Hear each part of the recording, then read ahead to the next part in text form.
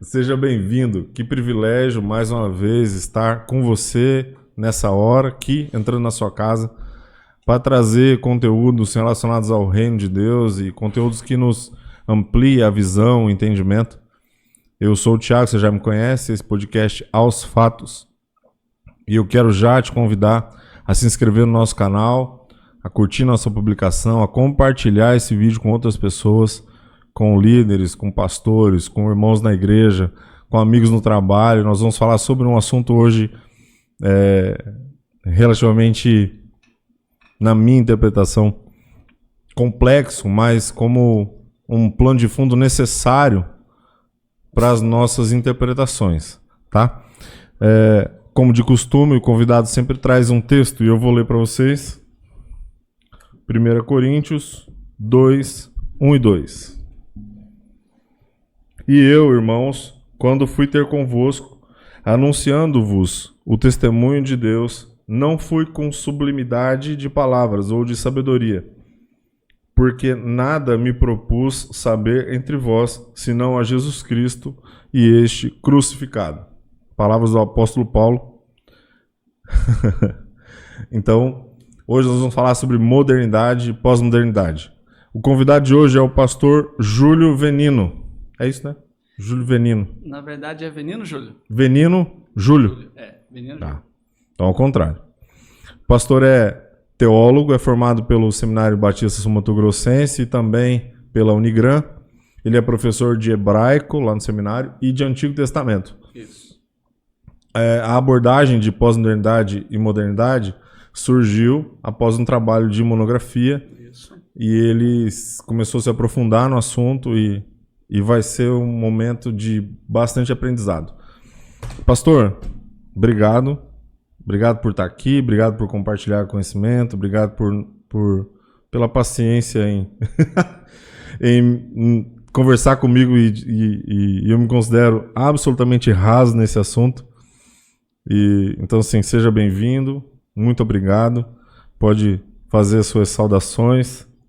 Eu que agradeço o convite, mas assim, não se preocupe não. Esse é um tema que você vai ver que ele está muito forte, muito presente no cotidiano de todos nós, mas não, evidentemente, com os termos acadêmicos, né? Uhum. Mas que a gente vive isso e basicamente aflora em nós as perguntas que esses autores querem tentar entender também, né? Sim. Como as dificuldades sobre as gerações, no nosso caso de igrejas, né?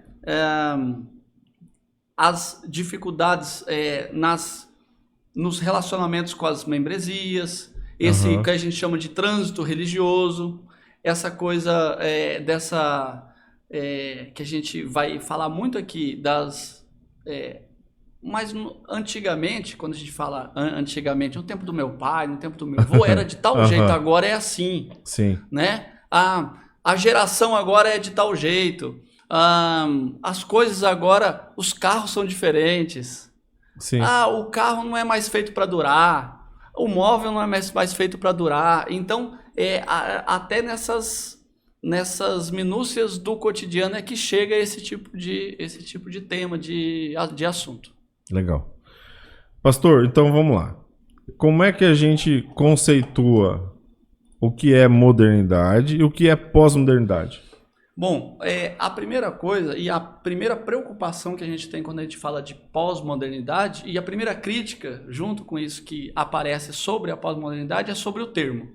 Então, sempre para início de conversa a gente tem que falar, olha, o termo pós-modernidade é um termo temporário. Não é um termo fixo.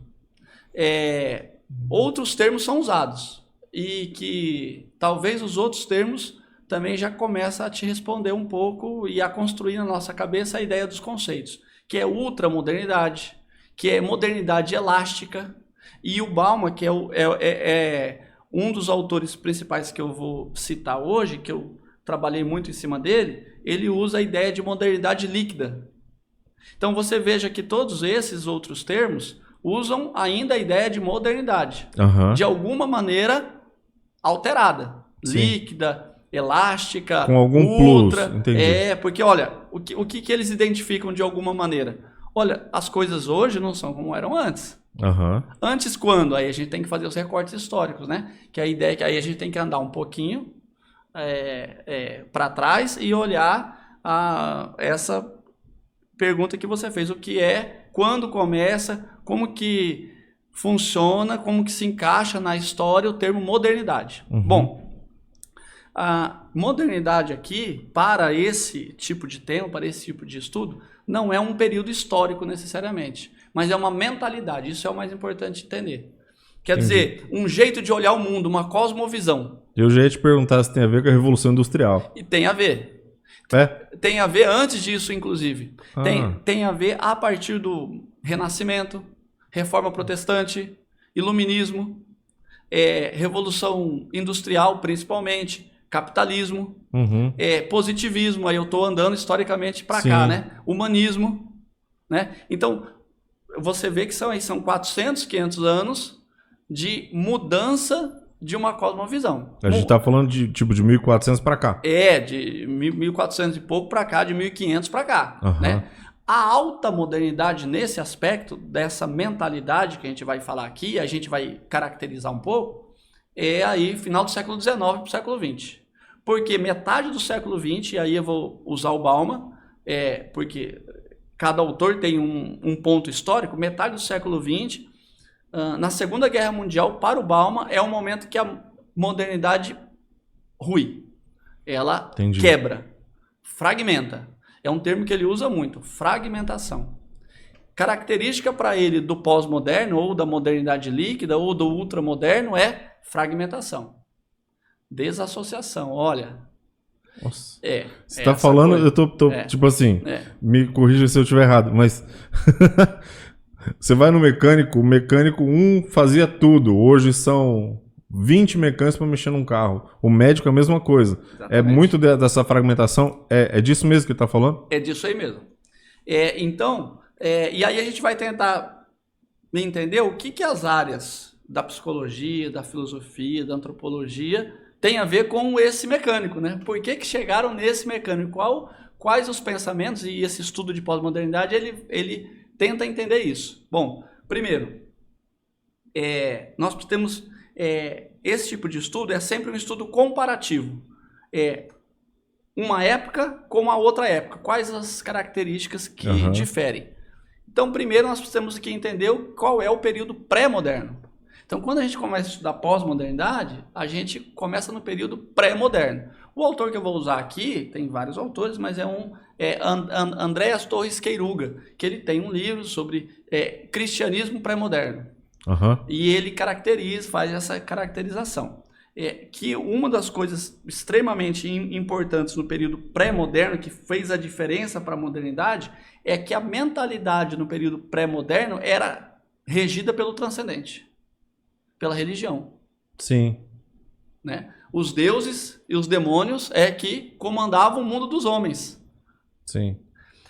Começa a gente tá falando aparecer sobre bruxa, não sei o que, esse outro. Tudo isso. A igreja, mas também todos esses elementos transcendentes. Sim. Né?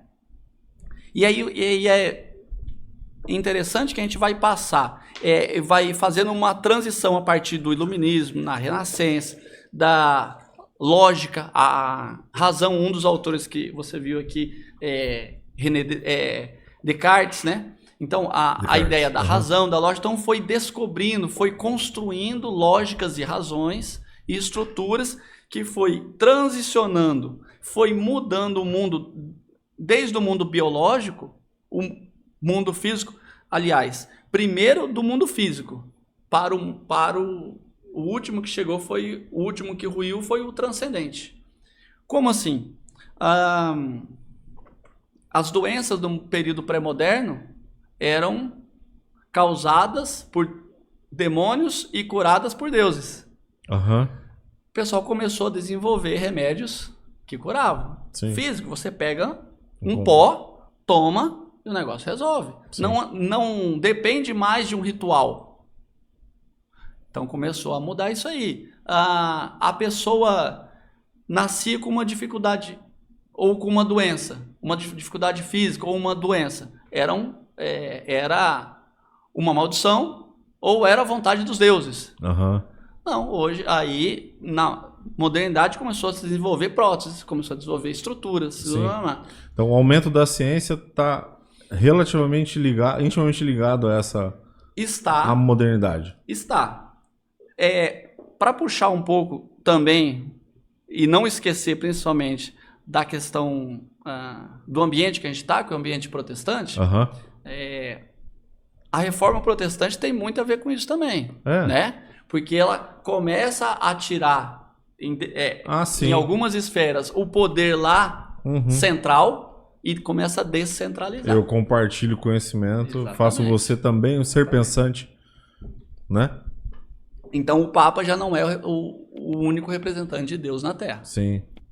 Então você tem reforma protestante que vai quebrando essa cosmovisão pré-moderna, você tem o iluminismo, você tem a revolução industrial e o capitalismo, que eles mudam radicalmente, como a gente sabe, em vários aspectos, mas a vida do homem. Por exemplo, antes, no período pré-moderno, o homem estava muito mais ligado à natureza, e a natureza que regia ele. Sim. Com a revolução industrial e o capitalismo, você é um meio de produção.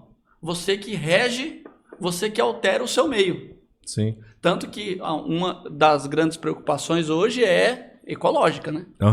Antes não tinha esse problema. Sim. Né? Não tinha um problema ecológico. Imagina 1000 anos atrás. Não. Né? Não tinha. Hoje tem. Porque nós estamos mudando o meio. Evidentemente que, e aí é outra discussão, né? Que em algum momento isso talvez seja egoísta. Novamente, a gente quer preservar o meio para a gente não morrer. Claro, sim. Não é pelo meio em si. Mas aí é outra discussão. Mas, enfim, essas coisas foram... Preservar para eu poder usufruir, né? Eu vou preservar para o meu prazer. Mas você veja o seguinte, para essas coisas acontecerem, você teve um investimento muito forte. E aí é um outro termo muito importante, a gente usou um primeiro termo chamado fragmentação ou desfragmentação. O outro termo é instituição, ou institucionalizar, daqui a pouco a gente arruma ele.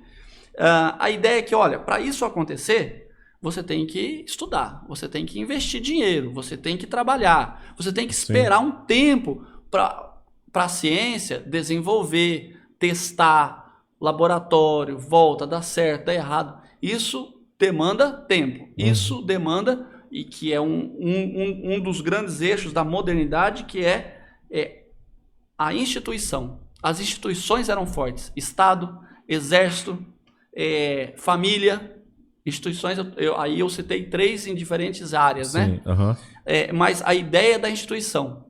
Junto com a ideia da instituição, vem a ideia da causa. Né? A causa é mais importante do que eu. Eu estou sob a causa.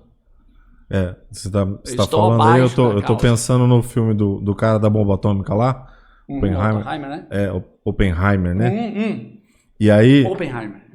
E aí, o investimento do Estado por uma causa para criar um negócio de destruição em massa, maciça, mas foram 2 ou 3 anos, salvo engano, milhões e milhões de dólares investidos, uma cidade criada só para mascarar o estudo e a prática, até chegar no primeiro teste, até chegar na aplicação da bomba, que é isso que está falando, sobre as instituições, né? E você tem que ter instituições fortes para isso aí, você tem que acreditar em alguma coisa, porque senão não progride, não espera, porque muitas vezes... na maioria das vezes, a ciência é lenta. Ela precisa, né, de experimentação. De experimentação. E algumas vezes, aqueles que investem não vão ver o resultado. Não é só isso aí, né?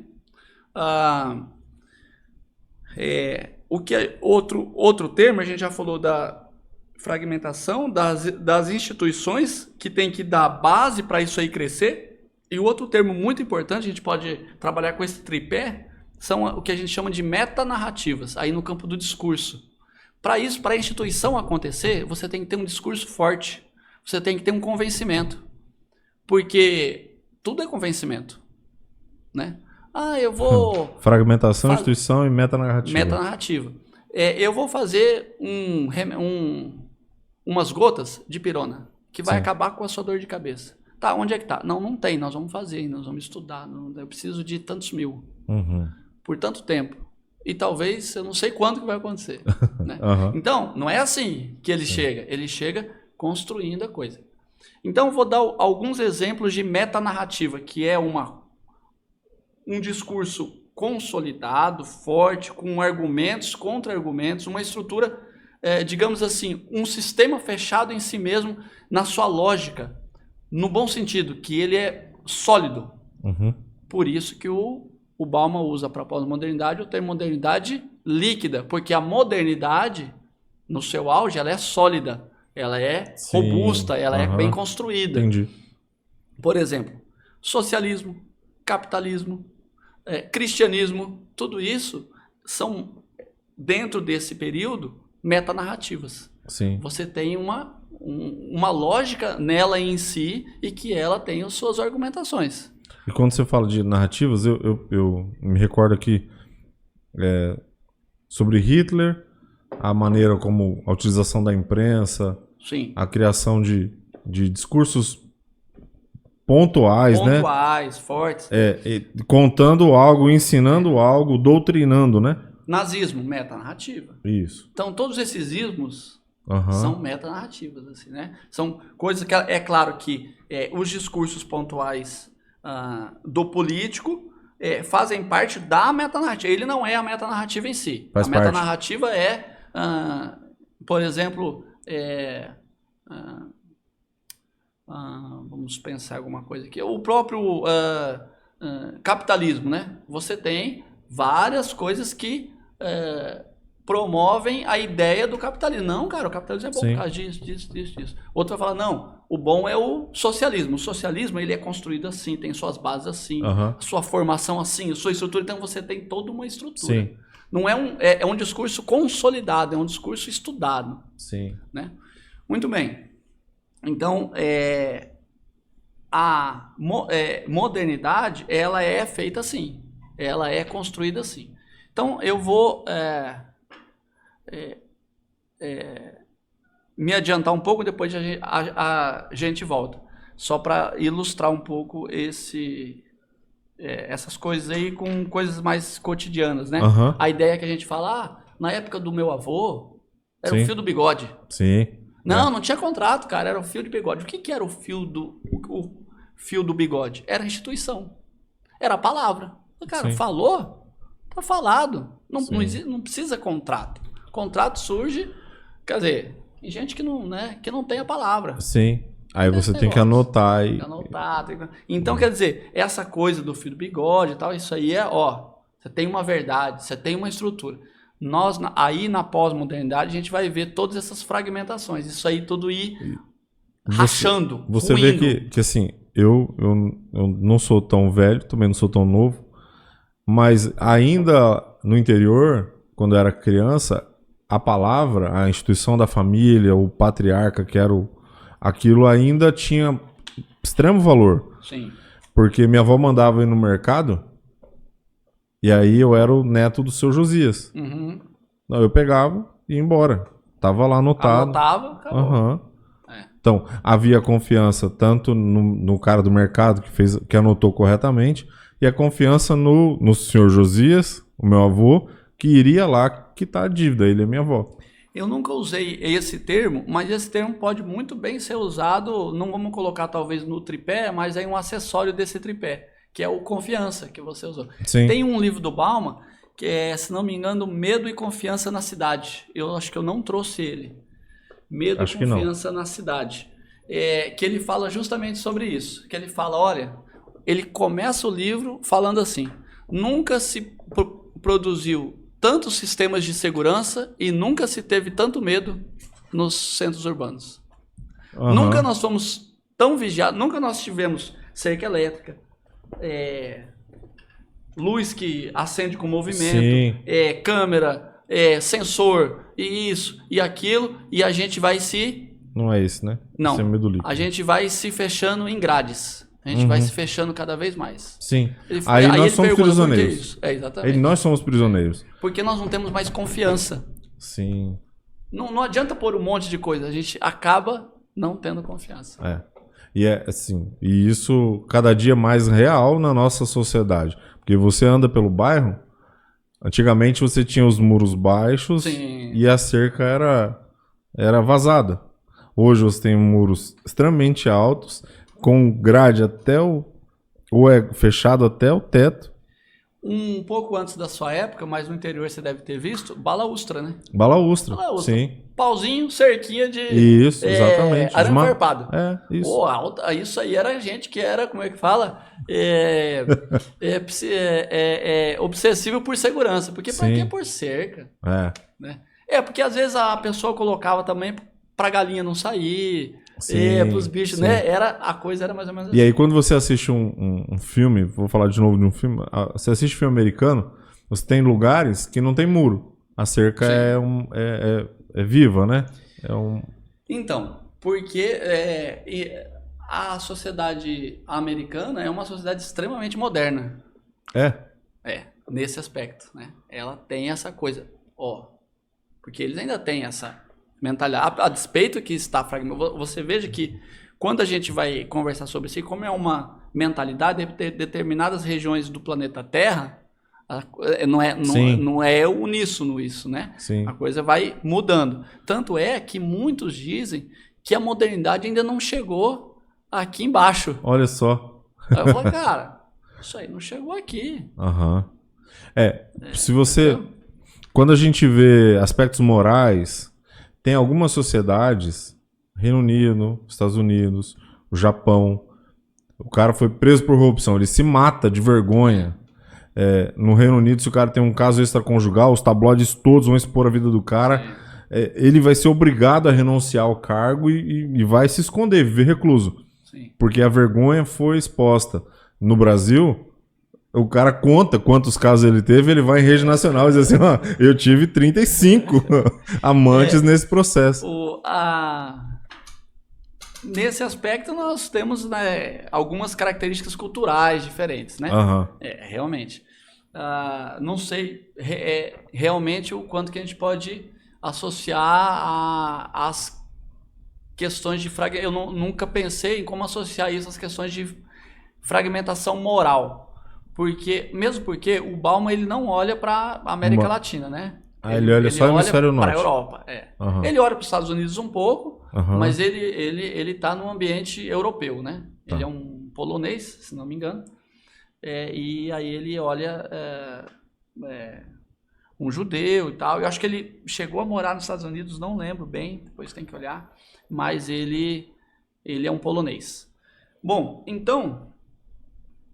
Temos mais ou menos aí, né? Sim. Vamos construindo aos poucos aí a ideia que nós temos na modernidade, aquela ideia mais rígida, mais dura, mais institucional, mais sólida, de confiança que, ao mesmo tempo que é aquela ideia, cara, você não tem a coisa que fala hoje assim, o pessoal não quer estudar mais.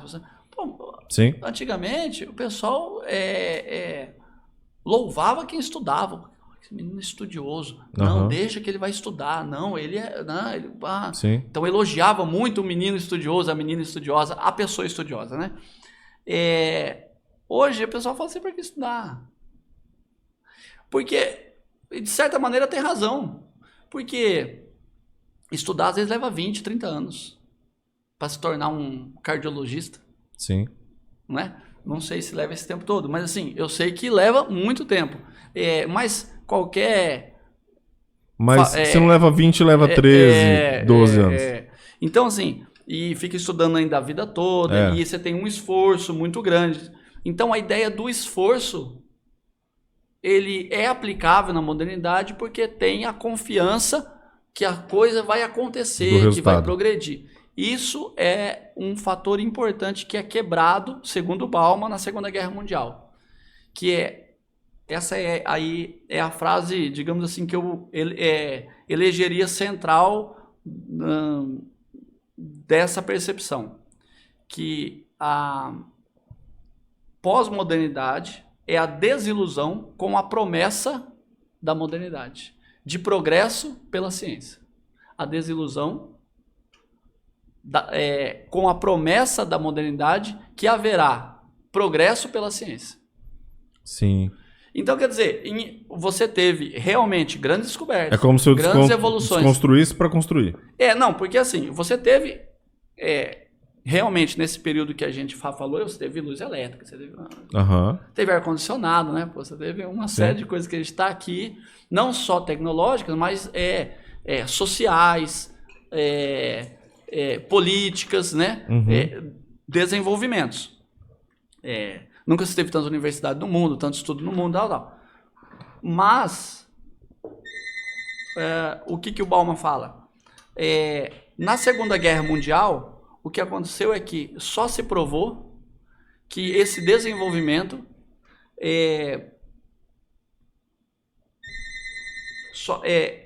só se provou que esse desenvolvimento causou mal à humanidade, que o mal se tornou mais preciso, segundo as palavras do Bauman. Sim. Então, o homem estudou, observou, desenvolveu, né? O homem estudou, observou, desenvolveu só para tornar o mal mais preciso. Então ele olha ali para os eventos da Segunda Guerra Mundial. Sim. E aí ele fala que pós-Segunda Guerra Mundial, na ressaca da Segunda Guerra Mundial, ele tem um livro chamado Modernidade e Holocausto, que é a tese central dele, e todos esses correm em volta. Que ele trabalha isso, ele fala, depois da Segunda Guerra Mundial houve uma ressaca. O pessoal olhou e falou, cara, não compensou estudar tanto, observar, blá, blá, blá. E aí se deslocam a confiança nas instituições, no exército, no Estado, na família, blá, blá, blá, blá, para os grupos. Isso o Bauman ressalta muito isso, para os grupos. Quer dizer, eu não confio mais no todo, mas eu confio em você que tem os mesmos interesses que eu. Sim. E a gente junta com uma... Você lembra, não sei se é da sua época, anos 60, 70, você tinha a turma do rock, sim, a turma hippie, a turma do punk, a turma do sertanejo. Que é o fragmento. Uma turma... Ainda não é um fragmento. Ah, não? É que vai fragmentar mais. Ah, entendi. Mas realmente, você tem razão, é um fragmento. Mas um fragmento, a confiança ainda existe no grupo. Mas tem desdobramento isso. Então, quer dizer, você tinha uma época aí que, inclusive, a ideia, e você viu aqui que eu trouxe um dos livros, ele fala sobre identidade e comunidade. Tem um livro só sobre identidade, um só sobre comunidade, que fala sobre isso. Que fala, olha, então... a confiança se deslocou da instituição para esses grupos. Então a gente faz um acordo, eu confio, porque a gente se conhece, a gente convive. E aí, sim, a gente tem uma identidade. O que é? A gente se veste de preto. Claro. A gente usa brinco. Sim. A gente penteia o cabelo para cima. Sim, o cabelo é grande de um jeito. A gente usa fivela, no caso do sertanejo. Sim. Todo mundo anda mais ou menos do mesmo jeito. Isso aí faz com que a gente confie mais um no outro. E aí dá o sentimento de pertencimento. Exatamente. E aí esses grupos se formam. Um grupo muito interessante de citar como exemplo desse período é o grupo hippie, né? Da década de 1960. Que o grupo hippie é o pós-moderno em si, né? Que ele fala, cara, não acredito mais em nada. Trabalhar para quê? Vamos, sim, viver do jeito que der. Por quê? A gente fez, estudou, e deu nisso. Sim. E tal, né? Bom, que ainda enquadra nessa ressaca da Segunda Guerra? Sim. E acredito eu que ainda nós estamos, porque foi um trauma gigantesco. Eu li um livro de um judeu, vou tentar lembrar o nome dele daqui a pouco. Tem um do Han Jonas que fala sobre isso, mas tem um que ele cita e que eu li, eu lembro, vou lembrar daqui a pouco, que ele fala isso, ele fala... Eu acho que ele escreveu o livro na década de 1980, mais ou menos, e ele falou que muitas vezes perguntavam para ele, por que vocês, judeus, não escreveram depois, né? Ele falou, cara, porque a gente não conseguia escrever. Não dava. Uhum. Tava travado. Então ele falou, levou um tempo. Talvez ainda esteja nesse tempo, entende? Porque o Sim. trauma foi gigantesco. Nós aqui, mais Se distantes, a gente pensar nos milhões que foram mortos, e nas coisas que aconteceram, sim, algumas coisas que nós temos hoje foram experimentos científicos naquela época. e muitas coisas que a gente tem hoje são reações Daquilo. dessa época, Sim. daqueles acontecimentos, né? Muitas amarras, muitas regras, muitas coisas, muitos medos permanecem. Eu não sei se eu vou falar uma bobagem gigante, mas eu li na Super Interessante que todos os estudos sobre hipotermia foram realizados naquela época. As maldades foram gigantescas. Então colocavam a pessoa lá, um judeu, dentro de um negócio de gelo para ver até quando qual temperatura ele suportaria, Sim, enfim. sim. Então assim, e se você for buscar as atrocidades que aconteceram, todas cientificamente nesse período, muitas. Então, quer dizer, há de se acontecer alguma reação mesmo, né? Sim, um trauma, né? Um trauma. Muito bem. Então, eu estava falando dos hippies, né? Sim. Então, os hippies simbolizam muito isso. Você vai ver que eu vou citar algumas vezes aqui um cantor brasileiro, compositor também, que eu acho que representa muito e fala muito desse período, que é o Raul Seixas. Sim. Né? Ele, em várias letras dele, ele faz essa crítica à modernidade. Né? Uma das mais conhecidas é a Sociedade Alternativa, né? Uhum. Que fica muito claro isso. Ó. Faz o que tu queres, pois é tudo da lei. Uhum. Mas se você quer ser um empresário, quer investir, quer ter um Jaguar, faça. Uhum. Só não me convença a fazer também. Claro. Porque eu vou ser um hippie. Uhum. Eu vou ser um surfista. E não tem problema com isso. E aí ele tem várias outras que ele fala que na mente a mente de cada ser humano é um universo. Então quer dizer, o universo daquele ser humano, daquele hippie, aí é a próxima fragmentação. Bom, qual que é a próxima fragmentação?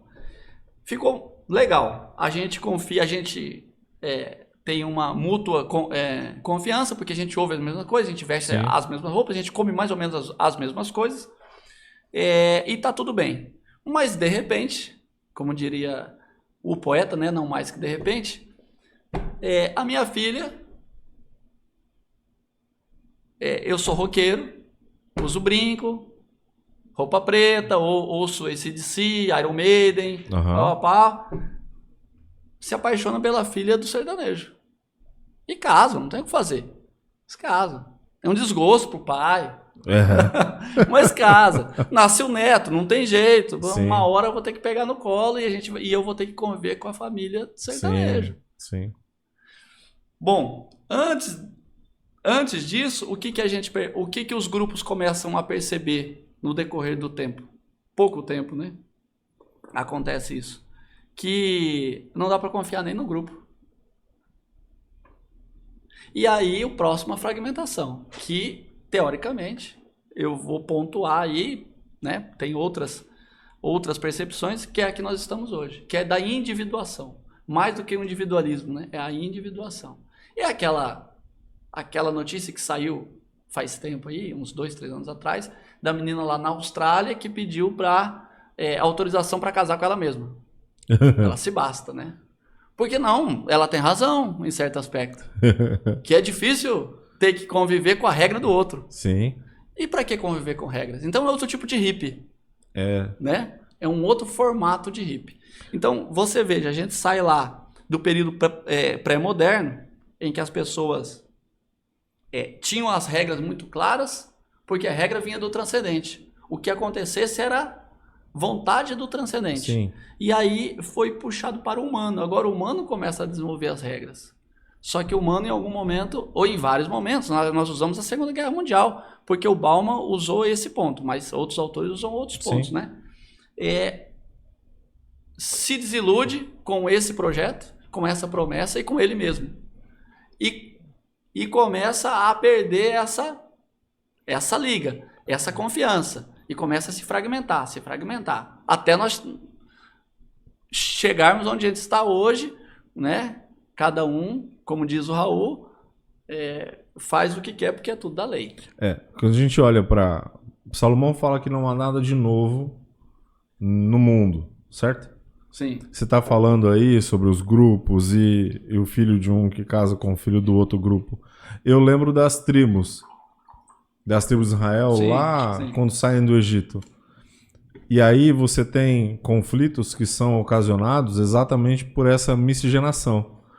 Por esse grupo já não basta. Eu sou da tribo de Levi, mas já não me basta estar aqui, eu vou e me relaciono com um outro povo. Fora das tribos. Fora das tribos. E aí eu trago, no contexto judaico-cristão, trago para o meu povo uma sentença, uma maldição, um resultado, né? Que não é aquilo que estava sendo planejado. Sim. E aí isso se repete agora. Nesse aspecto aí, ele ainda trazia, nesse período que você citou, uma outra cultura. Agora é o aculturamento, né? É o sem cultura. É o sem essas crenças, sem as crenças. Sim. Né? E hoje vai inclusive refletir nas identidades. Totalmente. Em todas elas. Você já vê que eu usei o plural. Em todas elas. Que não é Humberto Galimberti, não, tem outro autor. Esqueci o nome dele, mas eu lembro do livro. O Novo Cristianismo. Uhum. Ele fala bastante sobre isso, sobre o termo muito forte no mundo atual, que a gente pode chamar de pós-moderno ou líquido, é autonomia. Uhum. Eu sou autônomo, eu faço. Mas mais ou menos também, né? Mas a gente sabe, só que tem a mentalidade. Mas aí, pastor, a gente tem, por exemplo, um aumento gigantesco do número de desigrejados, né? Sim. Porque as pessoas, eu creio, eu sou crente, mas eu não preciso ir lá daquele grupo, eu não preciso estar naquela igreja. Exatamente. Eu sobrevivo em mim, né? Por causa da autonomia, né? Da autonomia. Porque antes, segundo esse autor, você vivia na heteronomia, né? Você tinha uma regra, uma lei que o regia. Sim. E agora você que cria a sua própria lei. Ele rompe com isso e cria a própria. Exatamente. O pastor Marcos Batista falou, esses dias ele esteve aqui, ele falou, o Deus que eu criei. Exatamente. Filosófico, né? Eu crio na minha mente aquilo que me agrada. Esse é o meu Deus, né? Eu tô querendo achar aqui um capítulo que esse autor fala, que é muito interessante sobre isso aí, e puxando para religião, né? Uhum. Que ele fala que o problema do pós-moderno é que na modernidade, ou, aliás, no período pré-moderno, porque vamos pensar o que aconteceu com a ideia do transcendente. A ideia do transcendente, na modernidade, já que a razão apareceu e tomou lugar, não é que ela não é que desapareceu a ideia do transcendente, de Deus e de transcendências. Uhum. É que ela foi relegada ao plano da superstição, que o pastor Marcos Batista diz. Cada um tem seu Deus. Uhum. Deus virou um sabonete. Cada um usa com uma fragrância. O que melhor lhe agrada. Com melhor lhe agrada. Porque virou para o campo do fórum íntimo da superstição. Interessante que na pós-modernidade, na modernidade líquida, a ideia sobre o transcendente volta com extrema força. Volta muito forte. O que você tem? Nunca se teve tanta proliferação, especialmente no Brasil, agora citando o Brasil, quantidade de igrejas que apareceram, né? E não só isso, quantidade de... A pessoa foi para como o Felipe Pondé disse, para um budismo light, assim, né? Para uma coisa. Então as pessoas vão, eu tenho minha espiritualidade, eu vejo o pôr do sol, eu ando na natureza, e aquela coisa toda. Então isso aí tudo é transcendência. Isso é comum, a pessoa pergunta, você é cristão? Não, eu tenho a minha espiritualidade. Espiritualidade, isso tudo é transcendência. E aí é um termo que eu evito usar, até eu conversei com o pastor Robson Júbrica. E aí ele falou, nós falamos sobre essa espiritualidade. Uhum. É um termo que eu não gosto de usar exatamente porque se tornou muito pejorativo. Porque cada um cria a sua. Que é muito do que o pastor Marcos Batista falou, do Deus que eu crio, né? Do Deus que eu criei. Tem uma música que fala sobre isso, né? A imagem do meu eu. Sim. Achei aqui, Os deuses nos abandonaram e o mundo perdeu o seu encanto. Que a ideia do encantamento do mundo é a transcendência. Uhum. Seja com misticismo, sem misticismo, não é essa a questão. É o encantamento, que no mundo moderno foi relegado à superstição, né? Essa coisa de, eu senti um arrepio, eu vi um vulto. Não, vai lá, explica, estuda, blá, blá, blá. Não, o vulto era a luz do sol, a lua que bateu, não sei o que lá, né? Mas o desencanto do mundo oferece fissuras trágicas, vigiadas por um Deus que não redime, porque foi emudecido. Sim. Ora, se não existe Deus, então não existe perdão do transcendente. Não existe pecado. E também não foi resgatado. Uhum. Talvez os deuses sempre tenham sido impiedosos com os homens, mas a veneração dos homens os aplacava. É como se ele está dizendo, ele falou, antigamente, no período pré-moderno, pelo menos os homens se preocupavam com isso. Sim. Os mitos são o precipitado histórico dessa súplica, em que um misto de invocação e de terror se abrandava na figura do relato. A angústia primitiva atenuava-se no ritmo tranquilo da narração. Quer dizer, a ideia, né, de contar as histórias dos deuses, isso aí ia entrando no ser humano, no qual o trabalho da razão apagava os vestígios da loucura, que desde sempre habita o sagrado e da qual o mito é a palavra primeira. Quer dizer, olha, falar sobre transcendência é falar sobre algo que não entendemos. Portanto, o termo loucura está ali o tempo todo. E a razão moderna tirou da equação a loucura. Mas não, tudo tem que ser explicado. Sim. Agora, exauridos pela nossa razão, os conteúdos míticos continuam a povoar os nossos sonhos. Quer dizer, eles ainda estão aí nas nossas cabeças. As nossas paixões, as nossas angústias, naqueles itinerários incertos e obscuros da nossa alma, onde cada um deve encontrar-se sozinho com demônios e deuses.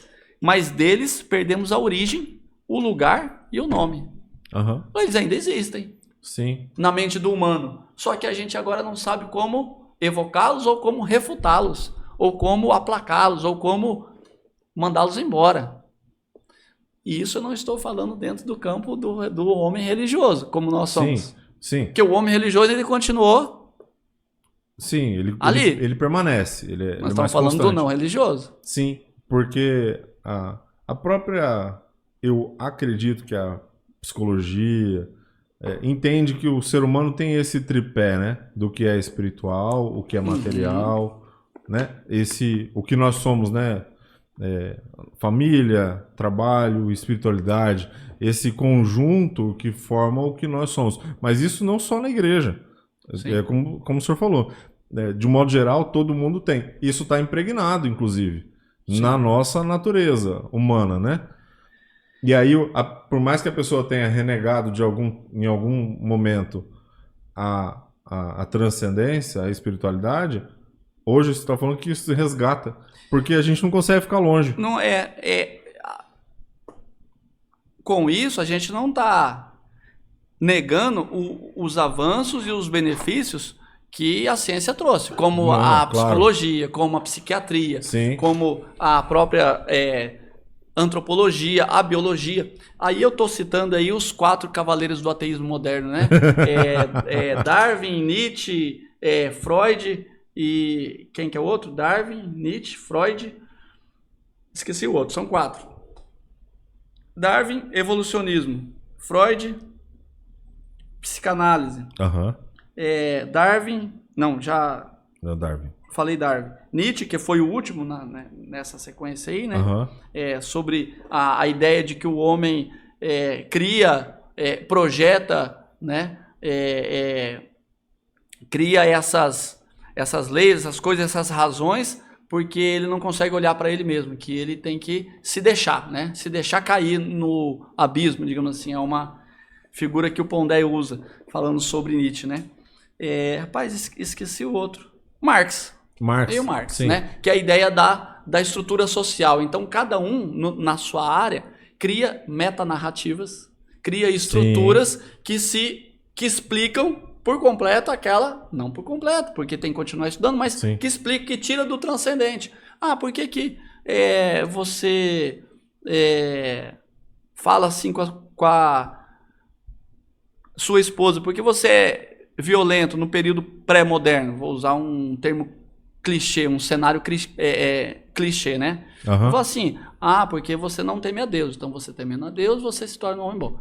O Freud vai falar, não, você teve algum problema na infância. Você teve alguma história que causou... desconstruir. E aí começa a buscar o fio da meada. E assim o Marx com a ideia da estrutura social. E assim o Darwin com a ideia do desenvolvimento dos seres. E assim o Nietzsche com a ideia do homem pensando nele mesmo, né? Que ele é o centro do universo. Que ele é o centro da coisa e que, olhando para ele mesmo, ele vê que ele não dá conta dele, então ele só se solta. Porque não tem o que fazer. Eu tento ser, não consigo, deixa para lá. Não dá pra fazer.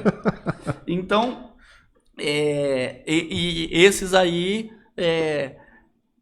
embalam a alta modernidade, século XIX, só que para alguns desses autores, eles também estão já afundando a modernidade, porque a partir daí algumas coisas começam a se romper, né?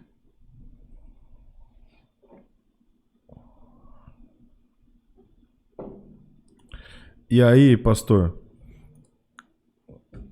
eu quero perguntar o impacto disso na igreja, mas eu ainda vamos continuar aqui nesse Não, mas pode... Nesse assunto, porque eu quero que a gente parta para fechar uma conversa. Eu acredito que a gente não vai conseguir fechar o assunto. Não, mas isso aí é assim mesmo. E eu quero que a gente consiga ter novas conversas sobre isso, sobre outros assuntos especificamente. Talvez a gente, depois de dado um plano de fundo geral, a gente comece a pegar temas, né, pastor? Porque é importante demais. O estudo do Bauman, ele é em cima dessa estrutura mesmo que você citou agora. Aí ele trabalha os temas específicos. Por exemplo, como que hoje ele percebe o conceito de comunidade, como as pessoas se reconhecem, porque é diferente de identidade, né? Como que elas se aglutinam, como que elas se juntam, o porquê e para quê. Então, o conceito de comunidade, o conceito de identidade, o conceito de amor, e aí a gente tem muita coisa para falar, o conceito de medo, que é diferente do conceito de segurança, que a gente já pincelou um pouco, né? Que tem a ver com essa falta de confiança que se tem hoje em algo que vai te salvar, em algo que vai te proteger, porque antes era o grande Estado, antes era o grande exército, antes ainda era Deus, eram as transcendências, que não fosse Deus, né? Mas as transcendências. Aí hoje isso aí tudo foi tirado, não para o homem religioso, evidentemente, não estamos falando do homem religioso, estamos mas na sociedade da geral. Sociedade geral, secular. E aí o que sobra? Câmera, cerca elétrica, muro alto, e morrer de medo. E ainda ter medo. E carro blindado, e não resolveu, não resolve. Né? Você estava falando da igreja, né? Agora você imagina, e aí a pós-modernidade, ela não é isso. A pós-modernidade é mais do que isso. Ela é o seu pai, que deve ser moderno, Eu, que sou meio moderno, meio pós-moderno, em algumas coisas eu sou moderno, em algumas coisas eu sou institucional. Em algumas coisas eu sou... Por exemplo, eu prego só de gravata, calça social... Né? Eu prego de camiseta. Então, não tenho problema nenhum. Nesse aspecto eu sou pós-moderno. Mas eu tenho que pregar de... Sim, entendeu? Sim. É a minha cabeça. Mas, bom, a gente... Eu tô brincando, não prego de camiseta não. Eu usei camisa, tá não, bom? Não, mas não vejo... Não, eu também não vejo problema. De verdade, minha religiosidade é bastante tranquila. E não me ofende em nada. Mas eu sei que nós representamos. Então, eu entendo. Eu preciso subir no púlpito com a ordem do culto. Eu preguei um tempo numa igreja, fui de uma igreja um tempo, que não tinha ordem de culto. Eu ficava enlouquecido. Bate em desespero. Porque aí é o seguinte, aí tem o nosso perfil comportamental. Coisa acontece. Pastor, tem nosso perfil comportamental, que entra em conflito. Sim, sim. Porque assim, como é o nosso comportamento? A gente gosta, por exemplo, de planejamento, tem uma ordem, uma sequência. Tem um pouco isso também. E aí, de repente, você entra num lugar. Eu assisti e participei de um culto que não teve abertura. Então eu fiquei absolutamente perdido, até que me encontrei. Começou, não sei onde que eu tô, Exato. Então, aí, lá pelas tantas, o pastor, ele tomou a palavra e fez ali... leu um texto, fez uma oração, mas depois que o louvor já tinha acontecido quase 40 minutos de culto. Então, assim, pro Thiago, pro meu perfil comportamental, para aquilo que eu entendo, mais baseado mais no moderno, que é um pouco mais rígido, mais estruturado. Tem a estrutura, tem a sequência. Nesse sentido, eu senti dificuldade. Depois que eu me encontrei no lugar, foi embora. Sim. Mas... Então, e o que acontece na igreja hoje é que você tem o perfil do moderno, os nossos avós, provavelmente. Sim. O perfil do pós-moderno, que não necessariamente é a idade também. Sim. Porque você tem gente de 50 anos pós-moderna. É que é mentalidade. Fragmentado. Tá tudo, não tem sequência, não tem problema. Né? Que, igual você disse, tem hora que pode se confundir com a personalidade da pessoa, sim, pode. Mas é que assim, você tem um jeito, né? Você tem um comportamento muito mais amplo, que não é uma pessoa, não é só aquele perfil. Porque tem pessoas diferentes que aceitam aquele tipo de estrutura. Adeptas, né? Exatamente. Então você tem o moderno, você tem o pós-moderno, nenhum deles dá para identificar pela idade, né? E você tem o cara que é um pouco moderno e um pouco pós-moderno, dependendo da área. E esses três convivendo juntos na igreja. Então, quer dizer, você tem aquele que fala, eu vou mudar de igreja porque essa cortina não é da cor que eu gosto. Sim. Eu não gosto dessa parede preta, ou eu não gosto da parede branca. Para o pós-moderno, agora nós vamos, acho que, entrar em cima do que você... Para o pós-moderno, o sentimento é muito mais importante do que a instituição. Entendeu? O eu me sentir bem é muito mais importante. O relacionamento. Então, eu briguei com o irmão. Vou embora. Esse lugar não me cabe mais. Porque a instituição. Eu fui de uma igreja que o pastor, fantástico, o pastor foi... eu vou falar o nome dele, porque todo mundo sabe, quem me conhece, enfim, eu fui 12 anos da Belo. Pastor Bonfim. Sim. Pastor Bonfim. Maravilha. Fantástico. Fantástico. Assim, em termos de teologia sistemática, cara, né? Fantástico. Agora ele tinha uma coisa da voz dele um pouco abafada, assim. Sim. E ele morou muito tempo em Portugal. Sim. Então ele falava... Né? Cara, o que acontecia? Eu tinha dificuldade de entender. Eu falei, não, eu preciso entender o que ele fala.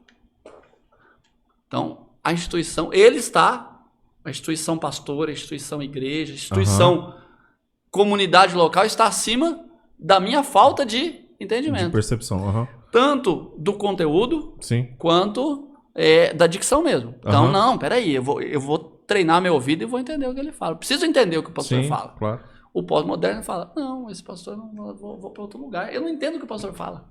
Sim. Eu vou para outro lugar. É simples. Nem fala tchau. Porque não tem essa liga. Não tem a instituição. Não tem porque ele é o centro. Porque ele é fragmentado mesmo. Lembra da ideia lá? Perdeu a confiança, perdeu a estrutura, sim. perdeu a instituição, perdeu o grupo. Agora não tem nada. Ganha uma certa liberdade. Mas como diz, vou citar de novo o Pondé, em uma das palestras dele, ninguém aguenta tanta liberdade assim. Uma hora azeda. Rui, né? É. Uma hora rui. Sim. E aí o desafio é você, enquanto líder, por exemplo, enquanto pastor, a palavra que abarca, né? Que alcança, vou falar de esses perfis diferentes, mas esses grupos diferentes. O indivíduo, porque a palavra ela é pessoal, isso é fato. Sim. Então, assim, quando eu leio aqui o texto de Paulo, o que ele está falando comigo? E essa deve ser a minha deve ser a nossa interpretação, porque o texto está falando. Não adianta eu ler o texto e falar assim, isso aqui é para o Daniel. Sim. Não serve para nada. Né? Mas aí, enquanto líder, como é que o desafio de englobar, de tentar alcançar todos, ou de fazer o possível para que isso seja real, né? Na comunidade, falando de igreja. Sim, é um desafio. E que, como diz o Raul, faça tudo porque é tudo da lei. O que os pastores têm tentado fazer, se você olhar aí 10 igrejas, são 10 formas diferentes de ser igreja. Sim. Porque estão tentando. Porque tem hora que dá, tem hora que não dá. E o trânsito religioso, nesse tempo, não tem como conter. Pastor, e assim, a gente falou de fragmentação agorinha, e nós temos hoje fragmentação dentro da própria igreja, no sentido de eu tenho muito mais departamentos hoje. Sim. Tenho muito mais departamentos. Agora, no final de semana, o Tiago, você pode vir aqui, quero ministrar sobre hombridade. Então, vai vir aqui sexta, sábado, domingo, vai ministrar sobre isso. Aí mas Yolanda, minha esposa, vai falar para as mulheres na outra sala sobre mulher. Então, nós temos 2. Mas dentro de hombridade, dentro do ser homem, tem o ser homem que é pai e tem o ser homem que não é pai. Eu, por exemplo, ainda não sou pai. Então, aí nós já temos outro aspecto. Aí a gente começa a dividir. Então, aí, por exemplo, eu vou dar esse estudo, eu tenho que pensar nessas possibilidades todas na elaboração, inclusive, para poder alcançar ou para que cada um do grupo entenda. E tem o avô ainda. Tem o avô. E tem os que perderam filho ou os que perderam neto. Então, você vê que algumas igrejas, não só as igrejas, tá? A gente está falando é o nosso empresas, contexto, né? Mas as estruturas, Sim. Até hoje eu estava ouvindo alguém falando sobre isso, que não tinha nada a ver com pós-modernidade, mas ele estava falando sobre os streamings, como que eles estão tentando pegar tanto público, porque assim... Sim. Não dá para entender o que o público não é mais sólido, o público é líquido. Então, isso aí. Então, ele quer atender todo mundo, porque todo mundo tem a sua demanda quase que pessoal. Então, esses grupos, você vê, seria simples, né? O grupo homens. Sim. Não, mas peraí. O grupo homens tem demanda X, demanda... Aí começa a ficar tão fragmentadinho que você tem que ter, às vezes, não dá para você dar a palestra para todos. Você tem que chamar mais uns 2, 3, porque um vai para aquela sala. Aí fica 3 numa sala. Por exemplo, algo que impensado talvez há 20 anos atrás, escola bíblica dominical com classe exclusiva para segundo casamento. Sim. Porque essa é uma realidade de hoje em dia. Então, assim, mas nosso desafio... Eu conversei com o pastor Valnier, lá de São Gabriel, o Paco. O Paco falou o seguinte: Thiago, eu não vejo. Porque o desafio da palavra é salvação, é levar a salvação. E para todo mundo.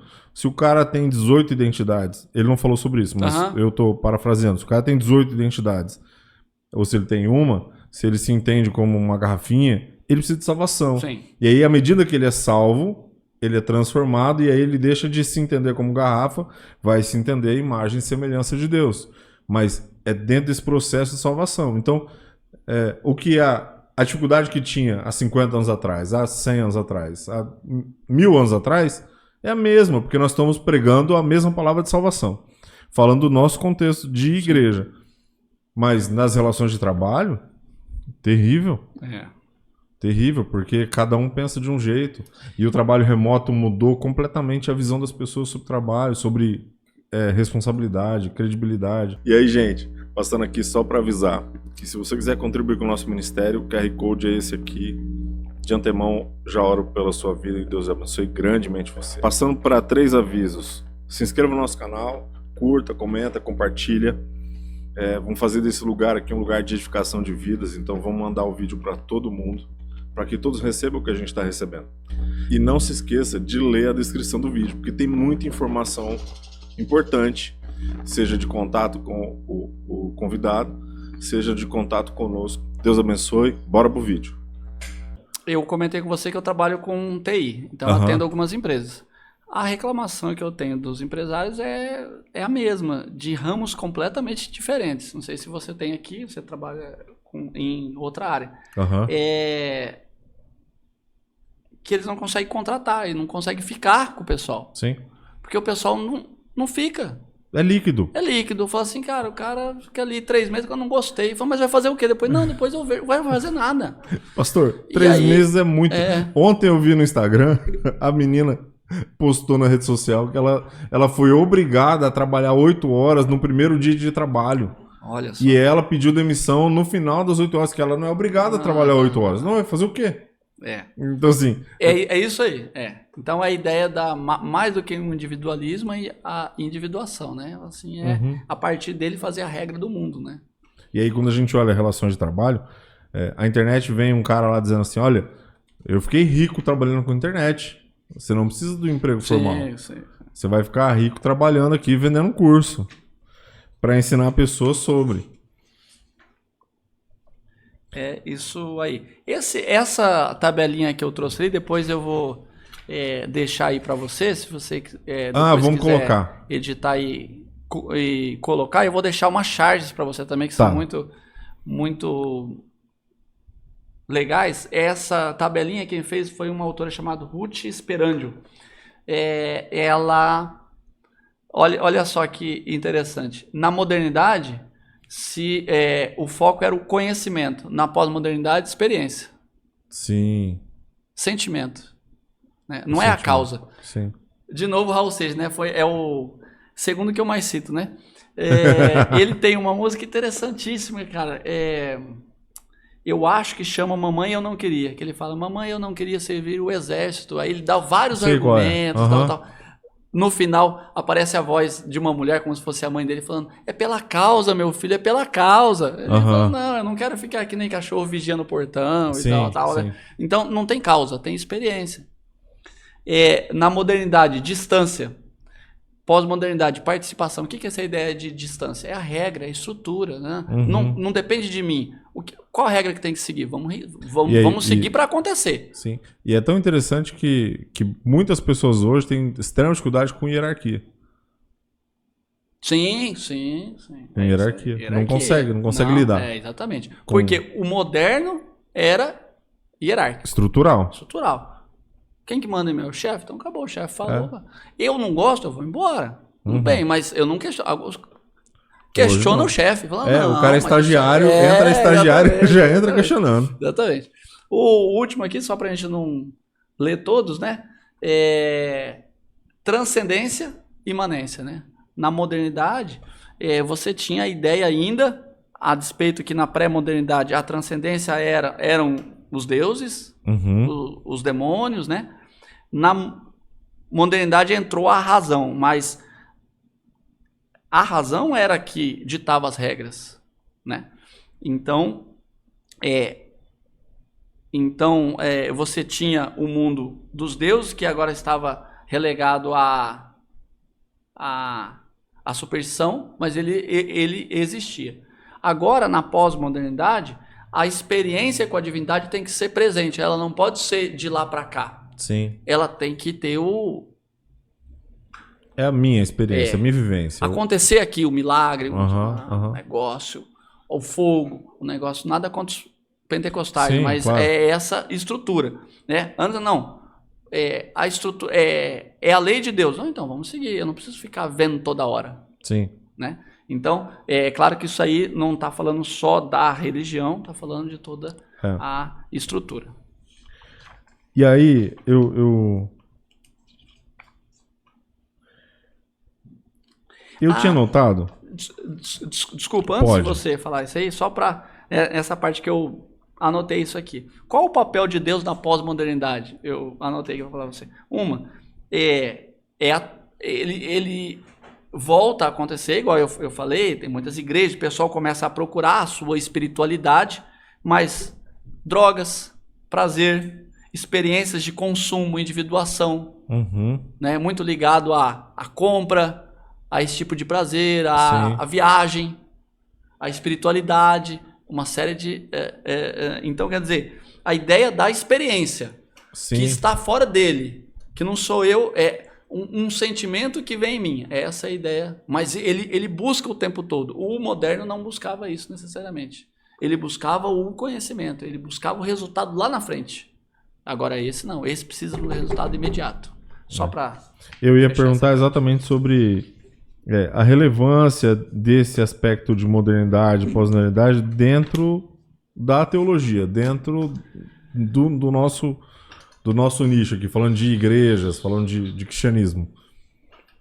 Você tem que vem na minha cabeça agora aqui, pelo menos 2 grandes blocos aí, se falarmos de teologia, né?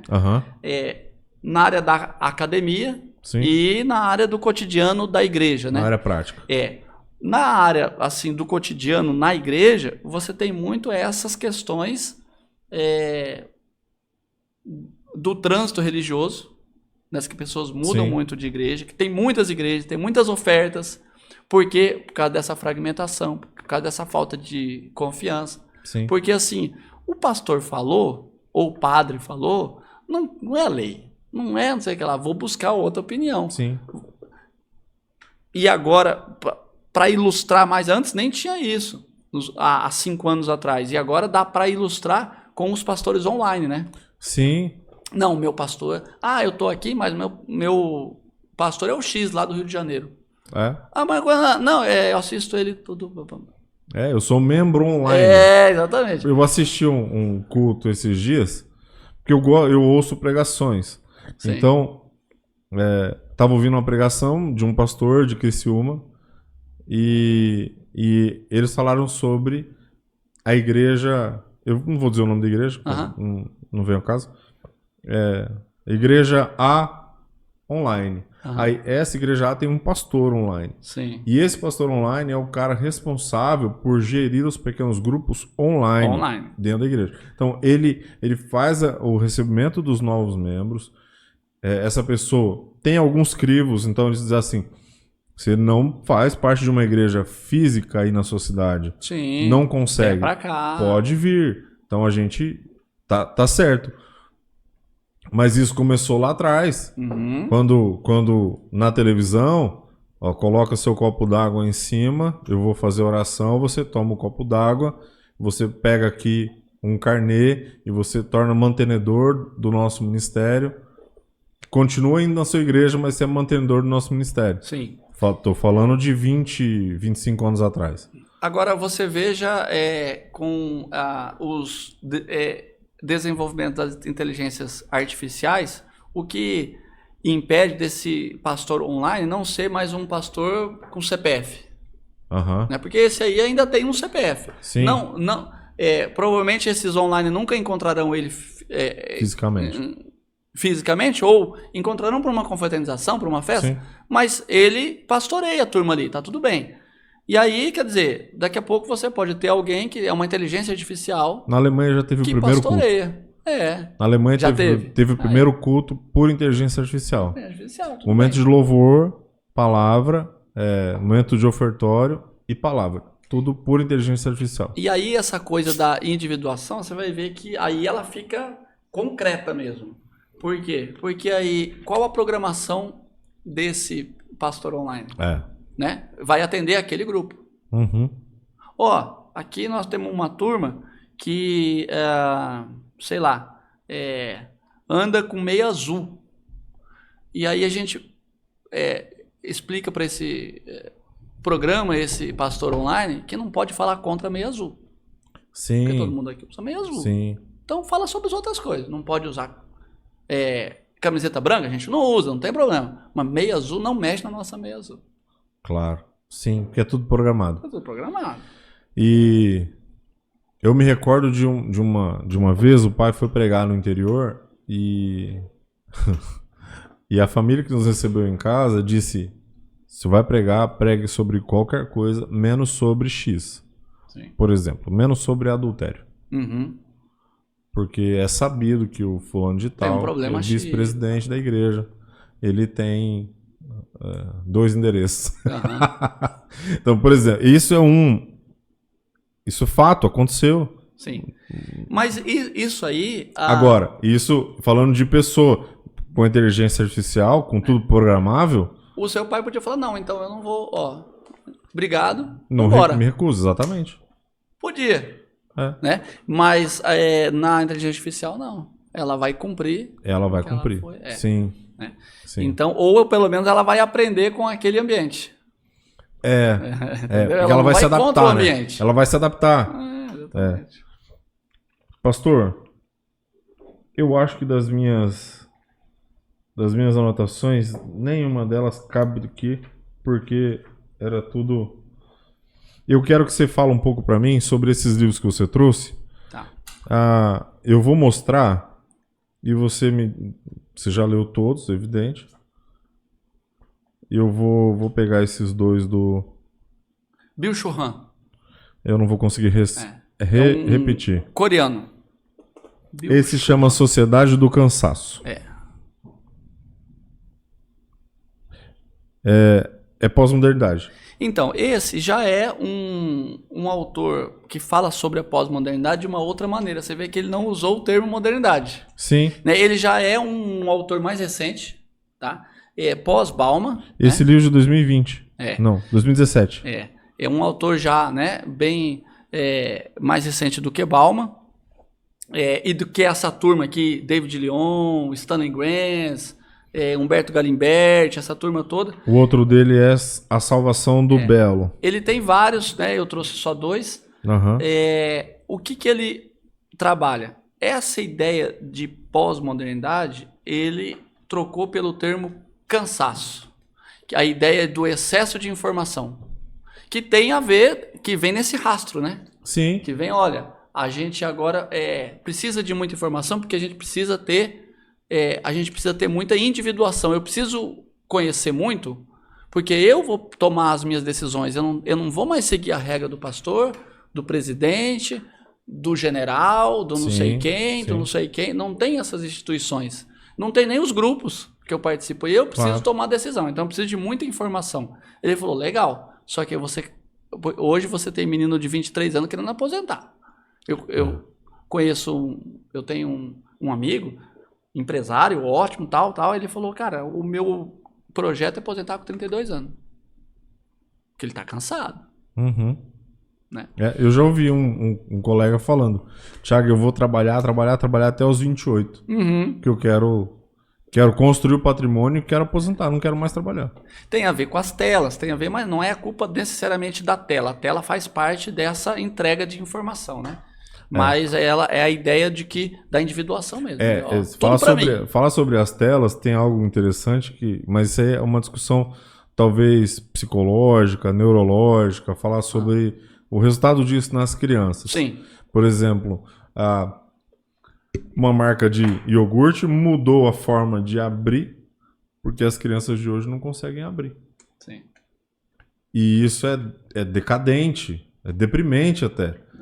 Daqui uns dias não tem cadarço, porque os guris não conseguem amarrar um cadarço. Você tem um livro do Bauman que é só sobre educação, na modernidade líquida, né? Uhum. Educação, que aí, rapaz, aí é uma tristeza, né? Você começar a ver aquilo ali, é até polêmico, né? Porque você tem que começar a dar como ele é um sociólogo, ele dá exemplos, né? Ele tem que apontar para, aconteceu tal coisa. E é fruto da experimentação dele, da vivência. Então, são coisas tristes mesmo, assim. assim, aluno não pode reprovar, aluno não pode Isso é terrível. ir contra o professor, não pode... tem que mudar o conteúdo da aula por causa do aluno, Sim. né? Então, assim, não é o... e aí, a gente com cabeça de moderno fala, mas como que vai crescer? Porque, assim, crescimento tem dor. Sim. E o pós-moderno quer, assim, lembra? Lá, experiência, Sim. sentimento. E tem Sim. que passar por dor, não tem jeito. Quando você vem para o aspecto religioso, o não de Deus não é para te machucar. Ele é exatamente para te levar para outro lugar, para te cuidar, ele te previne, ele te aporta, te dá sustento, ele te molda. Sim. Não no sentido exatamente falar sobre essa liberdade exacerbada, Sim. o não de Deus vai colocar um limite aqui. Mas o limite Só que é não, né? bênção, mas é o não. É o não. Ó, Pós-modernidade de Mari Ruth Gomes Esperandio. Mari Ruth Esperandio. Para entender, pós-modernidade. Esse é um livrinho que resume bem rápido de ler, prático e que você entende essa geral toda. Esse aqui seria para quem quer começar a ler sobre, esse aqui seria um básico. Esse aí entende Introdução. bem, entende bem. O que vai acontecer é que se você gostar do tema, você vai querer, mas eu queria saber mais. Aí vai para o Bauman, porque aí o Bauman vai para cada subtema desse, né? Ó, ela fala, interessante, é possível explicar noção de pós-modernidade? É bem conceitual, então, né? Exatamente. Legal. As origens do termo. Mas é ela que fez aquela tabelinha, então ela tem um conceito, entendi. mas ela faz você entender rápido com algumas tabelinhas e tal. Legal. Esse aqui, Esse é Jean-François Lyotard. Esse é o cara. A condição pós-moderna. Esse é um dos caras que começa com essa bem conceitual, né? Esse aí é um livro mais difícil, um pouco de ler. Deixa eu ver aqui de quando que ele é. 15ª edição.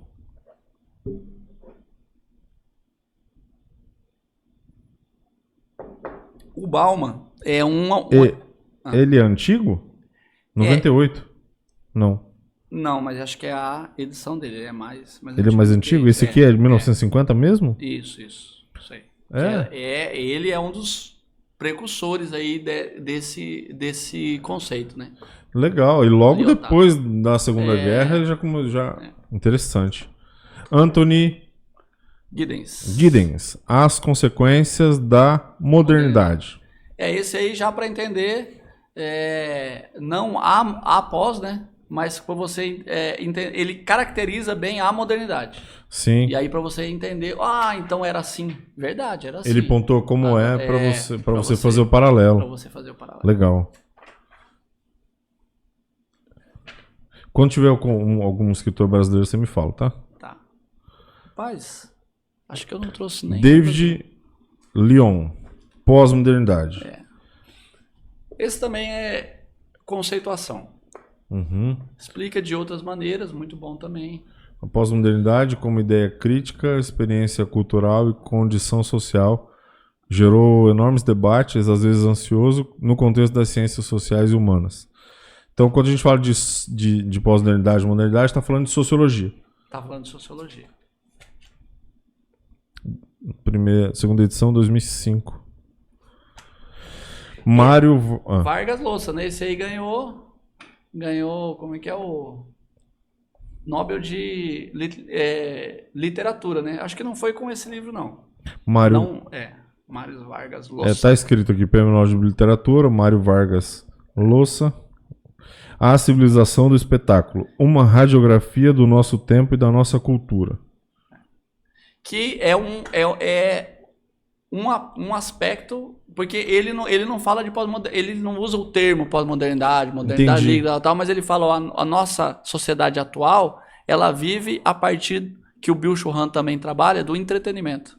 Por quê? Sim. Experiência. Uhum. O que é importante, então, que as pessoas trabalham, tem que trabalhar, mas muitas gastam tudo o quê? Viajando. Gastam tudo. Não tem o que gastar, assiste BBB. Assiste não sei o que lá, assiste reality. Sim. Né? Então, por exemplo, a experiência.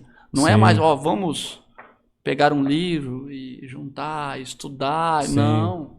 A coisa tem que ser rápida. Isso quando não é TikTok, não é... Quanto tempo o TikTok? 15 segundos? Eu não sei. 30 segundos? Os vídeos de 15 segundos. São os que mais são vistos. Rastros do Sagrado, de Humberto Galimberti. Se não me engano, esse é italiano, esse autor. O livro está em português, né? Mas aí ele trabalha bastante mais a questão religiosa na pós-modernidade. Ele fala especificamente sobre a religião. Cara, eu tenho um lá que eu usei. O cristianismo e a dessacralização do sagrado. Se não me engano, chama Dionísio de Oliveira. Ele é um batista.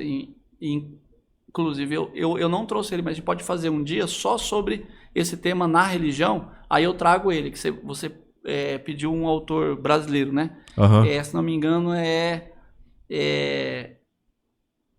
O Comércio do Sagrado, o nome do livro dele, que aí ele trabalha isso, né? Esse aspecto da pós-modernidade, ele fala de pós-modernidade dentro do sistema religioso brasileiro, nessa questão de atender a clientela. Gostei, ele me deixou confuso, não tem sumário.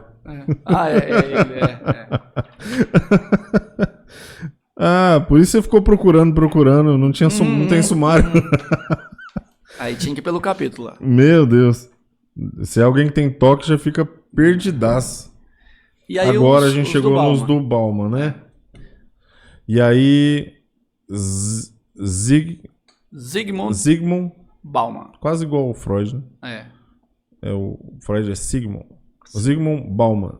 Comunidade... A busca por segurança no mundo atual. Esse é um aspecto, né? É um aspecto, Esse... Vou desmarcar aqui só um pouquinho. Pode desmarcar. Só para eu ver aqui o sumário.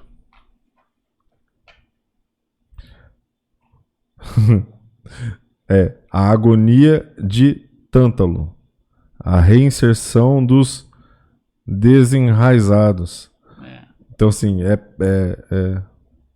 bem para te forçar a pensar mesmo, né? Nas tempos de desengajamento ou a grande transformação. Segundo tempo. A secessão do bem-sucedido. Interessante. E você vê que essas análises que ele faz se aplica a várias esferas da sociedade. Então, se você aplicar exatamente isso aí, que você falou do desenraizamento, né? Na igreja, você observa, você percebe. O desenraizamento. Você, não. Eu não tenho raiz aqui, eu posso ir para qualquer lugar. Sim. Antes, eu ainda fui da época de igreja que eu era daquela igreja, não importa o que acontecesse, ficava naquela igreja. Não, pastor isso, pastor aquilo, ou irmão isso, irmão aquilo, a igreja. Não, nós somos dessa igreja. E quando eu li aqui, tempos de desengajamento, eu estou fazendo um curso de treinamento em desenvolvimento de liderança. E uma das abordagens é como engajar seu time. Estratégias para engajamento. E aí, por isso que eu falei para você dos perfis comportamentais, porque a gente precisa analisar os perfis. Ou, se você não vai aplicar um teste no funcionário, mas pelo menos você vai olhar e vai analisar com base no teste para dizer, eu acredito que ele seja assim. E aí eu me comunico para alcançá-lo. Exatamente, individuação. Você individuação. Vai no indivíduo. Antes, os argumentos do moderno eram de heteronomia. Falou, nós precisamos por causa da causa. Por causa disso, os argumentos eram para a causa, para o objetivo, para a construção. Então a gente ia por causa disso, independente da minha personalidade. Sim. Era isso não era pensado. Movia. Era isso que movia. Agora não. Tem que atender a minha personalidade, senão não vou. Sim. Senão eu não me sinto inserido. Exatamente. Me sinto inserido no processo. Porque não confia. Exato. No fundo é isso. Sim. Zygmunt Bauman, Identidade. Interessante esse livro, que ele começa falando sobre que a necessidade da busca de identidade começou com o desenvolvimento dos transportes. Porque as pessoas começaram, no mundo antigo, demorava muito tempo de você ir de uma região para outra. Então dava tempo de você ir mudando a sua ideia, entendendo que você estava mudando de região, mudando de roupa, mudando de estrutura, mudando de comida. Então você levava 15 dias para ir para outro lugar. Sim. Hoje, aí depois vieram os trens, os carros, né? Você passa de um país para o outro, principalmente na Europa, né? Uhum. Outra cultura, outra estrutura, outro tudo muito rápido. Quer dizer, quem sou eu? Aí ele passa por 3 países num dia. Então, e aí a minha relação com esse? Exato. Eu preciso, então, afirmar a minha identidade ou me descaracterizar totalmente da identidade, porque senão eu não me mantenho. Interessante que Eu estava pensando nisso ontem. Ontem não. Desculpa. Anteontem. Tava assistindo um filme e esse filme a pessoa viajou de navio dos Estados Unidos para a Europa. Então, vamos lá, uma viagem de 3 meses. 3 meses, tá. 4 meses. Eu ia chutar Então, 15 dias, mas é muito mais, né? De navio? Se for de... talvez hoje é muito mais rápido, mas antigamente, demorava filmes passavam em 1920. Uhum. Então, assim, o cara leva 6 meses. Então, ele, antes de sair de casa, ele vai sair de casa, ele vai avisar todo mundo, vai avisar o trabalho. Olha, eu estou indo para a Europa, eu volto o ano que vem. Sim. Nós estamos em janeiro de 1920 e eu vou voltar em março de 1922. Ele vai levar 2 anos para fazer uma viagem, para fazer o que ele tem que fazer num trabalho, para voltar para casa. Uhum. Então, e hoje não. Hoje, 12 horas, você saiu de um São continente Paulo, pro outro. tá na França. 12 horas, você cruzou. Então, não dá tempo da percepção, isso é real. Meu pai ainda fala pior. Vinha de Coxim para cá, era 8 horas, 9 horas. A gente está falando de 250 quilômetros. Né? Então, e sobre identidade, a hora que eu vi o tema, o nome, eu lembrei de um... Tem uma menina no TikTok, ela tem 18, ela tem um transtorno de identidade. E até é um tema que eu quero trazer um psiquiatra e um psicólogo aqui para conversar sobre esses transtornos. Porque são recentes os diagnósticos, inclusive. Não tinha, né?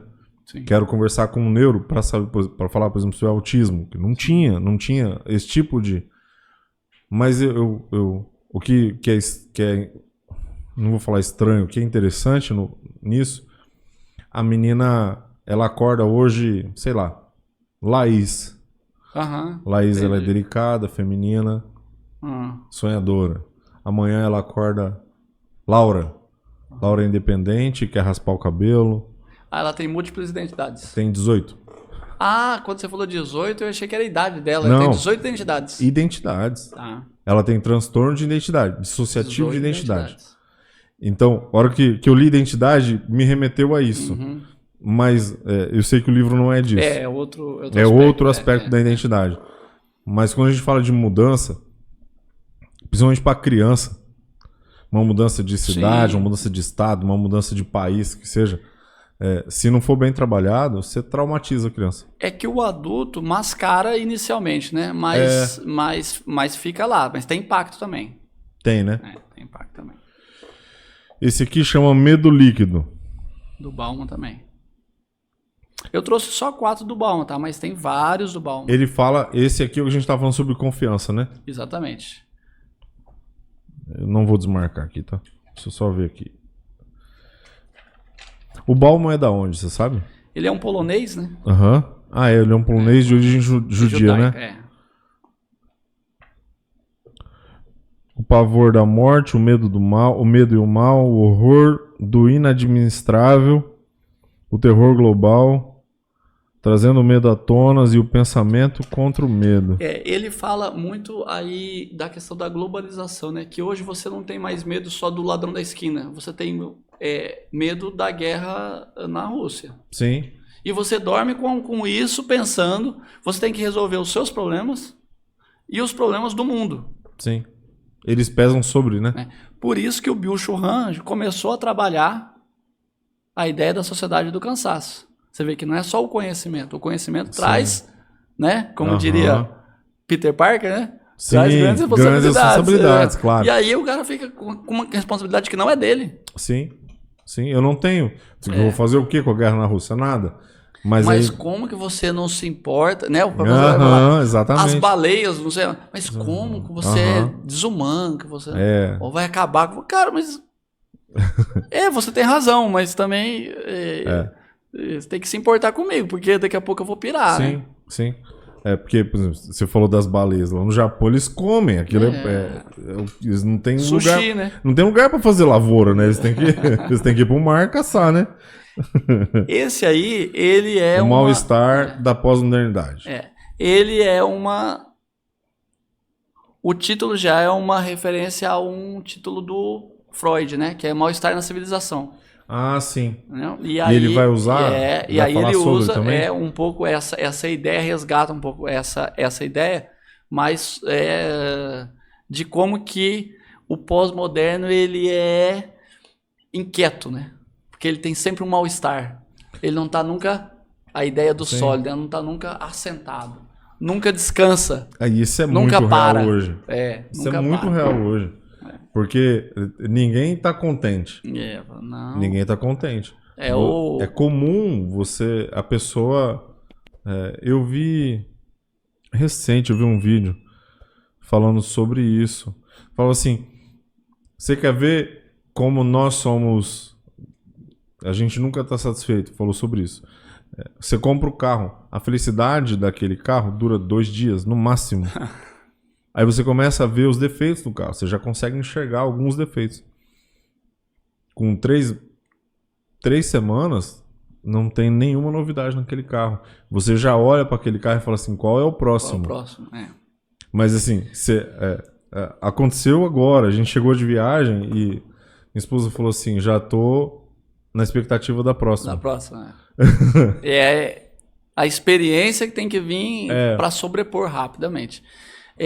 Eu me lembrei agora que no nosso curso de pós-modernidade a gente usa uns vídeos de umas propagandas que a gente estava falando ali sobre a transcendência na pós-modernidade, né? O sobrenatural volta a ter espaço, mas diferente. Por exemplo, antes você vendia o carro argumentando sobre as características do carro, a potência do motor, o conforto, a estrutura, a segurança, tal. Aí, algumas propagandas que a gente usa nesse curso, tem o carro se andando, não fala nada.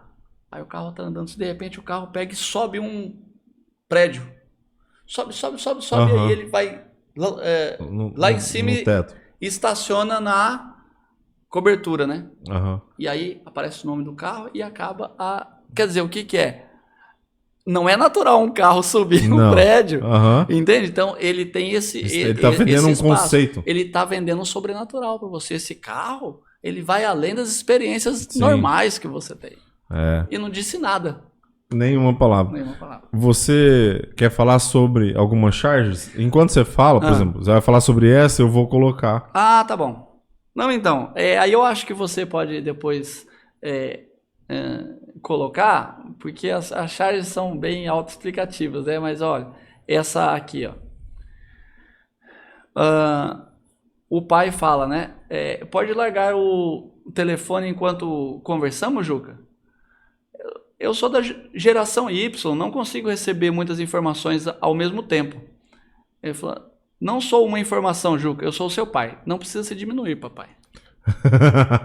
Qual que é a ideia aqui? O quebra da metanarrativa. Não tem mais a coisa da instituição. Falou assim, porque o Juca já não considera a instituição pai importante. Ela é pequena, família, ela é pouca. Falou assim, o que é mais importante para ele? As informações. Sim. Né? Esse aqui é muito bom, né? O pastor... Não, aqui acho que é o... É um rabino? É o pastor. É um pastor, né? Aí tem várias plaquinhas, né? Cada um pedindo alguma coisa dentro da igreja. Ele tem que pregar atendendo cada plaquinha dessa, né? Olha só. Lembre-se de quanto dinheiro eu dou a cada semana. Verifique se há programação para os meus filhos. Diga-me outra vez o quanto Deus quer me abençoar, né? Por favor, refira-se aos pecados como escolhas ruins, não chama de pecado. Então ele tem que atender cada... O cara nem fala. E aí ele fala, e agora? O que eu vou falar, né?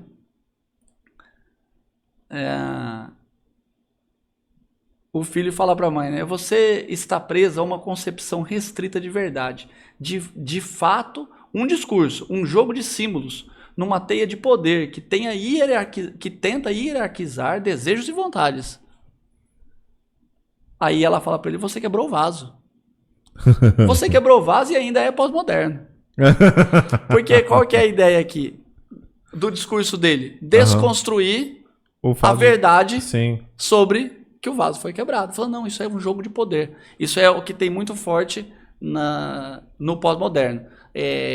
Michel Foucault é um dos né, que tem essa ideia da questão do poder da ordem do discurso, né, do poder do discurso, que fala que tudo é discurso, tudo é jogo de poder. Isto é, então as verdades são jogo de poder, um tentando dominar o outro.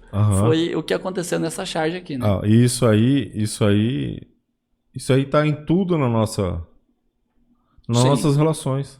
Hoje você vê que é muito forte isso. Se você falasse há 15 anos atrás, não, isso aí, mas foi muito rápido. Você quebrou o vaso, quebrei. Desculpa, mãe, já começa a chorar porque ia apanhar. Porque vai apanhar. Não, hoje não. Não. Aí essa desconstrução, essa meta. O que você falou agora? Metanarrativa. Metanarrativa. E na política não precisa nem falar o tanto que tem narrativa. É que ficou explícito para nós um pouco mais por causa das comunicações, eu acho. Mas talvez tenha assim. A política se constrói assim, né? Esse outro aqui, né? A ideia do Descartes aqui, né? Verdade. Penso, logo existo. Pós-verdade. Acredito, logo estou certo. Não é? Assim, não. O importante é que eu acredito. Sim. Não é a verdade. O importante é o que eu...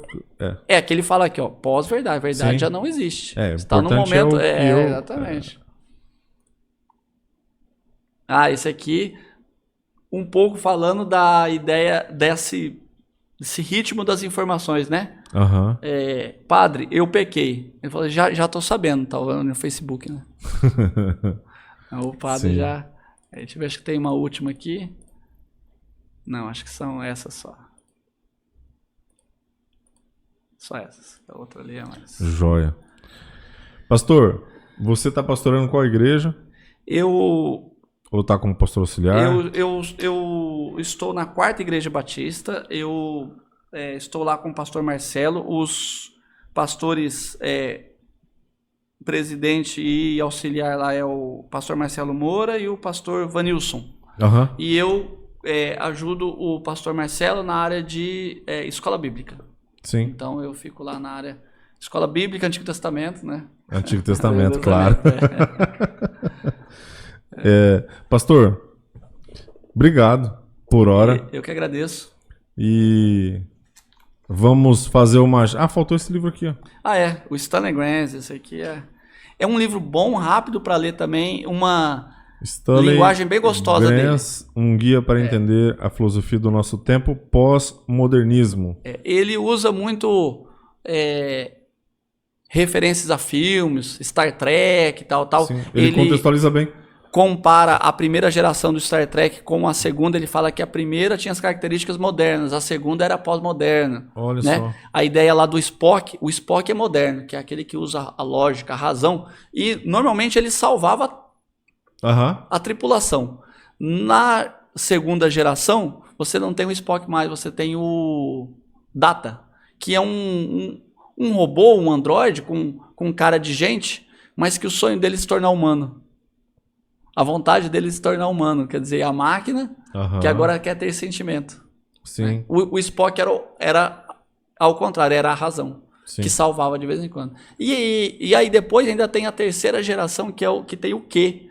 Eu não lembro se tem na segunda geração ou se é na terceira, tem o Q. O Q é uma entidade que fica lá, inteligente, que às vezes ajuda, às vezes não ajuda, ninguém vê, você ouve a voz, entende? Mas que conhece tudo, mas não ajuda eles em tudo, porque deixa eles também fazer as coisas deles. Entende? Você tem a ideia da transcendência voltando, mas de um outro jeito. Né? Pastor, de tudo que nós conversamos aqui, modernidade, pós-modernidade, modernidade líquida e tudo isso, os aspectos disso nas nossas igrejas, você acredita que tem alguma forma de lidar, tem algum jeito, com as narrativas todas que são construídas, e nossos jovens, jovem não, nós todos somos bombardeados o tempo todo com diversas narrativas, do comercial de carro até... Sim. Então, assim, como é que você acha que a liderança deve lidar, se tem uma ideia sobre isso? Então, nesse aspecto eu vou ser pós-moderno, porque a rigidez da modernidade, você pode fazer escolhas, né? Você pode ter uma igreja moderna hoje, sólida, rígida, não há problema algum. Mas você vai ter que fazer escolhas, porque muita gente não vai ficar. Talvez atraia algumas pessoas que tenham essa característica. O que a gente percebe hoje é que, como em todo e qualquer tempo, nós temos que lidar com os indivíduos, nós temos que trabalhar, nós temos que atender à demanda espiritual do indivíduo, que não é necessariamente a vontade dele. Sim. E aí, nós temos muitas escolhas hoje. Esse que é o grande problema para a liderança, né? Porque tem a escolha de atender, fazer o clientelismo. Né? Essa ideia do mercado da religião. E às vezes não por má fé, né? Às vezes tentando ajudar mesmo. Ah, mas aí ele vai embora, vou ajudar, vou fazer. Não, legal. Não. Mas... por isso que a gente vê tantas igrejas com tantas tentativas. E não tem uma resposta única, né? Faça desse jeito ou faça daquele outro jeito. Manual, né? Vai ter um público X. Mas aí eu tenho cabeça de moderno já, né? Assim, mas aí tem que ter um projeto, né? Sim. Porque o pós-moderno não tem projeto. Mas o moderno não. Qual que é o meu projeto? Ser pós-moderno, tá bom. Então, como um bom moderno, eu vou fazer um projeto pós-moderno. Vou elencar o seu projeto, vamos lá. Como eu disse para você, eu fui de uma igreja que eu falei, pessoal, gente, vocês são pós-modernos, vocês não sabem, as coisas acontecem, e se termina, termina, e se não termina, não termina, e se o evento não precisa ter o ano 1, ano 2, ano 3, ano 4, teve, não teve, deu, não deu, vamos fazer amanhã, vamos fazer. Cara, isso é muito comum. Hoje funciona para vocês. Hoje os congressos não tem número, né, pastor? Né? Então, não tem aquele negócio, só 15º, nós temos aqui... Não, deu, não, a gente faz diferente, ou a gente não faz. Fala assim, deixa eu falar uma coisa para vocês, não entendam isso como pejorativo, funciona para vocês. Só acho difícil funcionar para todos. Funciona para alguns, né? Porque vocês foi acontecendo aqui, assim, e tá tudo bem. Agora, o moderno vai olhar para a igreja de vocês e vai falar, tá tudo errado. Por isso que não cresce. Por isso que não... Mas cresce. Aí vai falar, não, mas não cresce tanto. Fala, não, mas não é essa a questão. Eu fui numa igreja que a liturgia era... não vou nem usar o termo que eu uso normalmente, mas não tinha liturgia, como a gente está acostumado. Sim. Então, 2007, 2008... eu fui em alguns cultos, foi bastante interessante a palavra, a forma, o jeito. Mas quando você olha com esse olhar, eu falo do temperamento mesmo, do meu. Sim. Aí eu não consigo me encaixar, porque você não tem uma estrutura pronta, né? Ou prévia, né? Você não tem um organograma do negócio. Eu tenho dificuldade. Mas como é que a gente pode adequar, pastor? Olhando os indivíduos mesmo, não tem outra alternativa. A maior ferramenta é olhar a pessoa. Então, eu tô no mesmo canal do Bauman. tentando identificar o que acontece. Ele faz isso e só isso. Ele identifica o que acontece e não propõe solução. Entendi. Entendeu? Por quê? Não sei por quê.